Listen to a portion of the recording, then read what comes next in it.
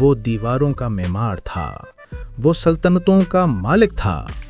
بابل کی اینٹ اینٹ گواہ تھی کہ وہ صرف بادشاہ نہیں تھا، وہ خدائی کا دعوے دار تھا۔ زمین کی ہر طاقت اس کے قدموں میں جھکی اور آسمان کی وسعتیں بھی اسے تنگ لگی۔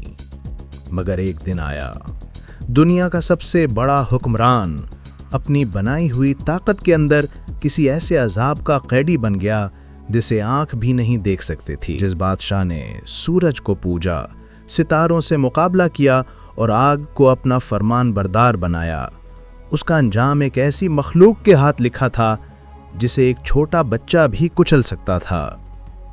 یہ کہانی ہے نمرود کی، لیکن اس ذلت آمیز انجام کو جاننے کے لیے ہمیں وقت میں بہت پیچھے اس اندھیری رات کی طرف لوٹنا ہوگا جب زمین پر صرف خوف اور ویرانہ تھا، اور ایک نوجوان شکاری نے پہلی بار فیصلہ کیا کہ اب وہ شکاری نہیں بلکہ حکمران بنے گا۔ طوفان نوح کی یادیں محض پرانے قصے بن چکی تھیں، مگر پانی نے جو ویرانی چھوڑی تھی وہ ابھی بھی باقی تھی۔ زمین کا ایک بڑا حصہ گہری خاموشی اور خوفناک جنگلی حیات کی آماج گاہ تھا۔ دجلہ اور فرات کے بیچ زرخیز مٹی کے ایک چھوٹے سے ٹکڑے پر چند کچے مکانوں اور کھاردار باڑوں پر مشتمل ایک بستی آباد تھی۔ اسے ابھی کوئی نام نہیں دیا گیا تھا، یہ صرف بستی تھی جو ہر رات اپنے وجود کے لیے لڑتی تھی۔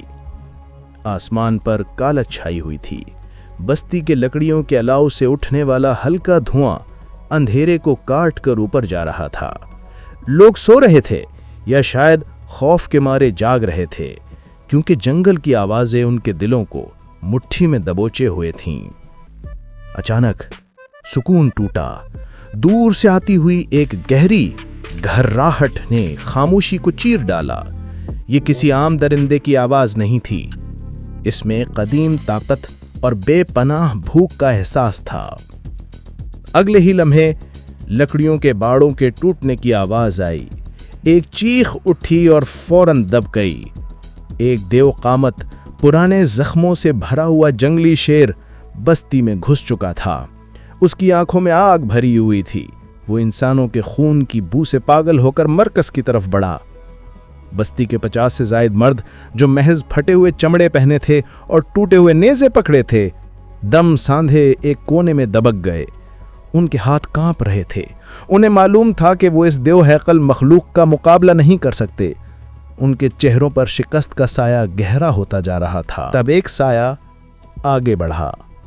وہ ایک 30 سالہ نوجوان تھا جس کے جسم میں فولاد کی مضبوطی تھی۔ اس کا قد لمبا تھا اور آنکھوں میں ایک ایسی چمک تھی جو رات کے اندھیرے کو بھی مات دے رہی تھی۔ یہ نمرود تھا۔ اس کے ہتھیار معمولی تھے، ایک چھوٹی کلہاڑی جس کا پھل پتھر کا تھا اور ایک نیزہ، مگر اس کی سب سے بڑی طاقت تھی طاقت پر یقین اور خوف سے انکار۔ پیچھے ہٹو، سب پیچھے ہٹ جاؤ، نمرود کی آواز الاؤ کی آگ کی شعلوں میں گونجی۔ یہ درندہ تمہارے لیے نہیں، یہ میرے لیے آیا ہے۔ شیر رکا، اس نے نمرود کی طرف دیکھا، اس کی دھاڑ مزید خوفناک ہوئی۔ وہ شاید حیران تھا کہ اس حقیر انسان میں اتنی جرت کیسے پیدا ہوئی۔ شیر نے حملہ کیا۔ یہ مقابلہ چند سیکنڈ کا تھا۔ نمرود بجلی کی سی تیزی سے شیر کے جھپٹنے کی سم سے ہٹ گیا اور اپنا نیزہ شیر کے کندھے کے قریب پیوست کر دیا۔ نیزہ صرف ایک زخم دے سکا، لیکن اس نے شیر کو غصے سے پاگل کر دیا۔ نمرود نے نیزے کو چھوڑ دیا کیونکہ اس کے پاس وقت نہیں تھا۔ شیر ایک بار پھر اس پر جھپٹنے کو تیار تھا اور نمرود نے پتھر کی کلہاڑی کو دونوں ہاتھوں میں مضبوطی سے پکڑا اور زندگی یا موت کا فیصلہ کرتے ہوئے جیسے ہی شیر اس کے سامنے آیا، پوری قوت سے اس کی کھوپڑی کے کنارے پر دے ماری۔ پتھر کٹنے کی ایک خوفناک آواز گونجی۔ شیر کا دیو قامت جسم لڑکھڑایا، پھر ایک زوردار دھماکے کے ساتھ زمین پر گر پڑا۔ اس کی آنکھوں کی آگ بجھ چکی تھی۔ بستی میں ایک دم سناٹا چھا گیا۔ نمرود ہانپ رہا تھا، اس کے سینے کی دھڑکن شیر کی دھاڑ سے بھی زیادہ تیز تھی۔ وہ مڑا، اس نے شیر کی گردن سے گرم لال خون اپنے ہاتھوں میں لیا اور اسے فاتحانہ انداز میں اپنے ماتھے اور سینے پر مل لیا۔ اب وہ محض ایک شکاری نہیں، وہ فتح کے خون سے رنگا ہوا تھا۔ کیا تم اس کے لیے ڈرتے تھے؟ نمرود نے لوگوں کی طرف دیکھتے ہوئے گرجدار آواز میں پوچھا۔ کیا تمہیں یہ نہیں معلوم کہ یہ زمین صرف ان کی ہے جو اس پر دعویٰ کرتے ہیں؟ میں نے تمہیں تحفظ دیا ہے، اب تم سب میرے حکم کے پابند ہو۔ آج سے تمہارا کوئی سردار نہیں، تمہارا صرف ایک ہی شکاری ہے اور وہ میں ہوں۔ یاد رکھو، تمہاری زندگی کا مالک اب میں ہوں۔ لوگوں نے لکڑیوں کی آواز میں نمرود کے نام کے نعرے لگائے۔ خوف کی جگہ اطاعت نے لے لی۔ چند دنوں میں نمرود نے بستی کے ڈھانچے کو بدل دیا۔ پرانے سردار اور بزرگ جو روایات اور پرانے قصوں پر زور دیتے تھے، خاموش کر دیے گئے۔ ایک شام بستی کے بزرگوں کا ایک چھوٹا گروہ نمرود کے پاس آیا۔ ان کا سردار، جس کا نام عمران تھا، نوح کے طوفان کے بعد کی نسلوں میں سب سے تجربہ کار سمجھا جاتا تھا۔ اے نمرود، عمران نے ادب سے کہا، تم نے ہمیں بچایا ہے، مگر حکمرانی کا طریقہ الگ ہوتا ہے۔ ہمیں انصاف اور خدا کے پرانے احکامات کے مطابق فیصلے کرنے ہوں گے۔ نمرود ایک بڑے چبوترے پر بیٹھا تھا جس کے پیچھے شیر کی کھال لٹک رہی تھی۔ اس نے عمران کو غور سے دیکھا۔ خدا؟ نمرود نے حقارت سے مسکرایا۔ جب شیر ہمارے باڑوں کو توڑ رہا تھا تو تمہارا خدا کہاں تھا عمران؟ جب بھوک اور جنگل کی وحشت ہمارے سروں پر تھی تو تم کس کے نام پر پناہ مانگ رہے تھے؟ اب یہاں نئے احکامات ہوں گے۔ نمرود نے اپنی پتھر کی کلہاڑی کو زمین پر زور سے مارا۔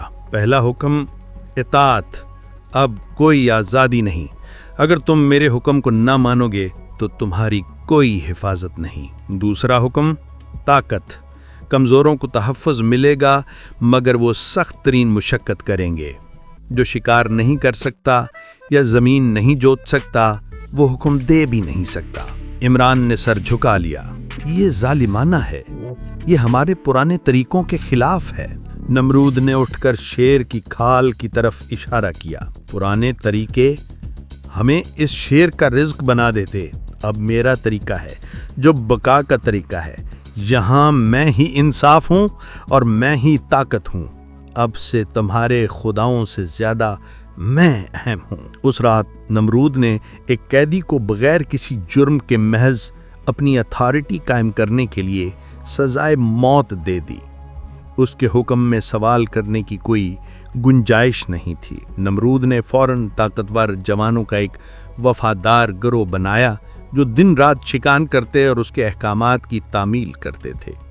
یہ اس کی پہلی فوج تھی۔ اس نے اپنے لوگوں کو سکھایا کہ وہ لکڑی اور پتھر کو کیسے بہتر بنا کر ہتھیار بنائیں۔ طاقت کے اس نئے نظریے نے بہت سے لوگوں کو اپنی طرف متوجہ کیا۔ جلد ہی ارد گرد کے چھوٹے کمزور قبائل نے نمرود کی پناہ میں آنا شروع کر دیا۔ وہ تحفظ چاہتے تھے اور نمرود انہیں تحفظ دے رہا تھا، لیکن اس کی قیمت مکمل غلامی تھی۔ نمرود کی شہرت جنگل کی آگ کی طرح پھیل گئی۔ جہاں ایک طرف کمزور قبائل پناہ لے رہے تھے، وہیں دوسری طرف کچھ بڑے اور طاقتور شکاری گروہ تھے جنہوں نے نمرود کی حکمرانی کو تسلیم کرنے سے انکار کر دیا۔ ان میں سب سے طاقتور قبیلہ کاشان کا تھا، جس کی قیادت ایک مضبوط سردار گوراش کر رہا تھا۔ نمرود نے گوراش کو ایک پیغام بھیجا، میرے سامنے جھک جاؤ یا میری تلوار سے مرو۔ گوراش نے جواب میں نمرود کے قاصد کی انگلی کاٹ کر واپس بھیج دی۔ نمرود نے غصے کی بجائے فتحانہ مسکراہٹ دی۔ اس نے مجھے ایک اچھا بہانہ دے دیا۔ اگلے ہی دن نمرود نے اپنی فوج کو جمع کیا جو چند سو جنگجوؤں پر مشتمل تھی۔ نمرود ایک پتھر پر کھڑا ہوا اور اپنی فوج کو مخاطب کیا، میرے جنگجوؤں، ہم شیروں سے لڑے، ہم نے ویرانوں کو زیر کیا، لیکن آج ہم انسانوں سے لڑیں گے۔ اگر ہم جیتے تو صرف ایک بستی کے مالک نہیں ہوں گے، ہم ایک قوم بنیں گے۔ جنگ کاشان کی سرسبز و شاداب چراگاہوں پر لڑی گئی۔ گوراش کی فوج جنگل کی حکمت عملی کی ماہر تھی، لیکن نمرود کی فوج منظم، فولادی نظم و ضبط اور نمرود کی دیوانہ وار بہادری کی ماہر تھی۔ نمرود نے اپنی فوج کو چھوٹے متحرک دستوں میں تقسیم کیا۔ وہ خود مرکز میں رہ کر آگے سے لڑتا رہا۔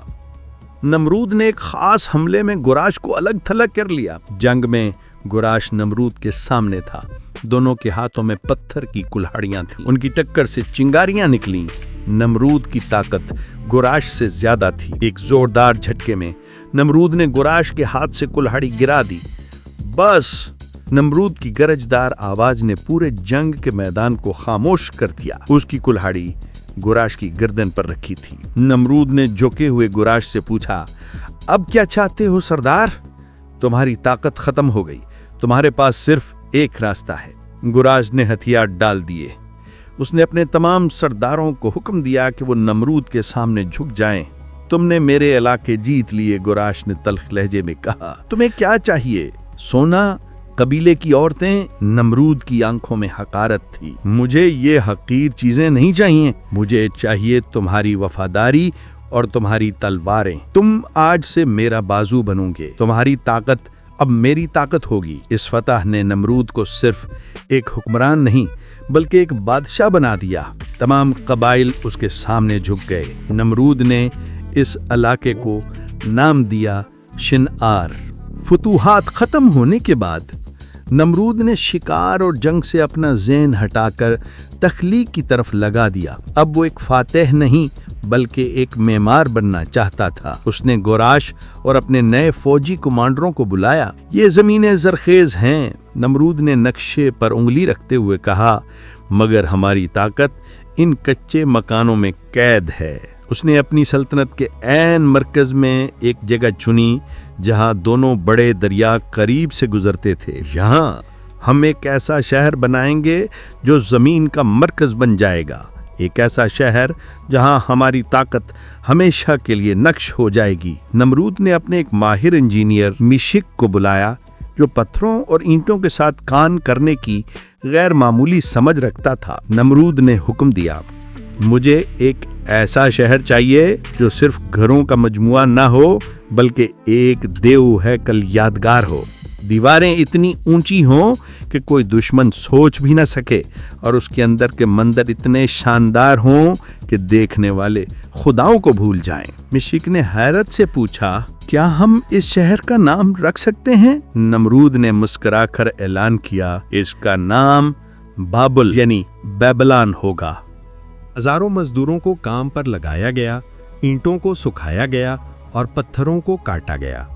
نمرود دن رات تعمیراتی کام کا معائنہ کرتا، اس کی نظر میں کوئی بھی سستی یا غلطی ناقابل معافی تھی۔ نمرود نے اپنی طاقت اور غرور کو اس شہر کی اینٹ اینٹ میں بھر دیا۔ وہ صرف ایک شہر نہیں بنا رہا تھا بلکہ وہ ایک ایسی تہذیب بنا رہا تھا جو آنے والی نسلوں کو ہمیشہ کے لیے یاد رہے۔ نمرود نے مزید شہر بھی بنائے جیسے عروق اور عقد، مگر بابل اس کی سب سے بڑی محبت اس کے غرور کا مظہر تھا۔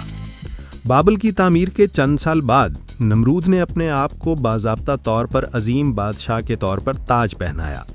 بابل کی دیواریں آسمان کو چھو رہی تھیں۔ اس کے محل کا مرکزی حال سونے اور پتھروں سے مزین تھا۔ تاج پوشی کی تقریب شاندار تھی۔ اس نے اپنا تاج پہنا جو شیر کے پنجے اور ایک پتھر کی کلہاڑی کی شکل کا تھا۔ وہ اپنے تخت پر بیٹھا اور ہجوم کی چیخوں کو سنا۔ ہزاروں لوگ اسے نمرود دنیا کا بادشاہ کہہ کر پکار رہے تھے۔ اس ہجوم میں ایک کونے میں نمرود کا پرانا مشیر عمران کھڑا تھا جس نے نمرود کی حکمرانی کو قبول کر لیا تھا۔ اس کے چہرے پر نہ خوشی تھی نہ خوف، صرف ایک گہرا غم تھا۔ رات کو نمرود اپنے محل کے سب سے اونچے مینار پر کھڑا تھا۔ بابل کا شہر نیچے ستاروں کی طرح جگمگا رہا تھا۔ یہ سب اس نے خود بنایا تھا۔ اس کے قریب کھڑے گراش نے تعریف کی کہ عظیم بادشاہ، آپ نے وہ کر دکھایا جو انسانوں کی تاریخ میں کبھی نہیں ہوا۔ آپ نے زمین کو فتح کر لیا ہے۔ نمرود نے گراش کو نظر انداز کرتے ہوئے آسمان کی طرف دیکھا۔ اس کی آنکھیں چمک رہی تھیں لیکن ان میں ایک خلا تھا۔ زمین، نمرود نے آہستہ سے کہا، زمین تو ایک حقیر چیز ہے۔ میں شیر کو شکست دے سکتا ہوں، میں دریاؤں کو قابو کر سکتا ہوں، میں انسانوں کو غلام بنا سکتا ہوں۔ اس نے اپنی مٹھی آسمان کی طرف بھینچ لی۔